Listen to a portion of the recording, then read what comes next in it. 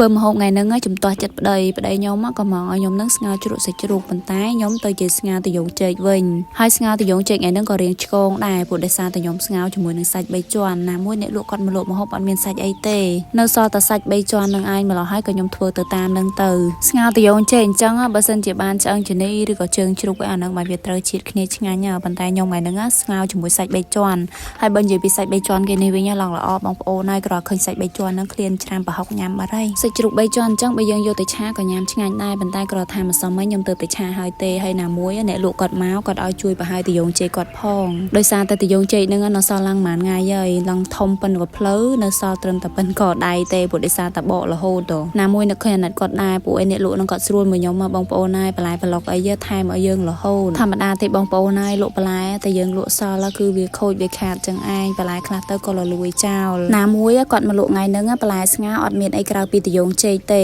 បន្លែផ្សេងគឺសុទ្ធតែបន្លែឆាគឺខ្ញុំទៅតែឆាឲ្យពីម្សិលមិញអញ្ចឹងទៅក៏ខ្ញុំសម្រេចចិត្តថាស្ងោរតាយ៉ងចេកហ្មងទៅអត់អីទេព្រោះដោយសារតែខ្ញុំខានធ្វើញ៉ាំយូរហើយគ្រាន់ថាវាឆ្កងត្រង់សាច់ហ្នឹងយើងប្រើសាច់3ជាន់វាអត់សូវត្រូវគ្នាទេពួកអីសាច់3ជាន់គេនេះរៀងខ្លាញ់រៀងក្រាលបន្តិចបងប្អូនប៉ុន្តែខ្ញុំក៏ដឹងធ្វើមិនដែរណាមួយខ្ញុំចាស់ហើយបងប្អូនហើយធ្វើម្ហូបហ្នឹងក៏វារៀងគៀកមកថ្ងៃណាស់ដែរហើយបើនិយាយពីស្ងោរតាយ៉ងចេកនេះខ្ញុំនឹកឃើញដល់ខ្ញុំស្ងោរមួយរយៈមុនបងប្អូនហើយទិញប៉ះចំអាចេកក្មួនគេហ្នឹងអ្នកលក់ក៏ដឹងថាតាយ៉ងចេកអីហើយខ្ញុំក៏ដឹងថាតាយ៉ងចេកអីដែរប៉ុន្តែតាយ៉ងចេកក្មួនហ្នឹងនិយាយពីថាស្ងោរទៅពណ៌ឡើងលឿងគ្រាន់តែថារសជាតិវាអត់សូវជាតិដូចចេកណាំវ៉ាយើងស្ងោរធម្មតាបងប្អូនហើយរសជាតិវាដូចអត់សូវមានជាតិទេវានឹងសាបឈឹងអត់មានជាតិហ្មងណាតែពេលស្ងោរហើយនិយាយពីថាចេកគេហ្នឹងលឿងល្អអត់ស្លេកដូចចេកណាំវ៉ាយើងអញ្ចេះទេអញ្ចឹងបានគេថាចាស់គាត់អាសានិយាយថាល្អមើលតែមិនល្អស៊ីបងប្អូនហើយវាដូចអញ្ចឹងឯងប៉ុន្តែបើបានចេកណាំវ៉ានេះដូចតែខ្ញុំពងតែស្ងោរហ្នឹងនិយាយពីថាជាតិណាបងប្អូនហើយគ្រាន់ថាខ្ញុំអត់សូវពេញចិត្តត្រង់ថាខ្ញុំប្រើសាច់3ជាន់ហ្នឹងណាពួកអីវាអត់សូវត្រូវធាតុគ្នា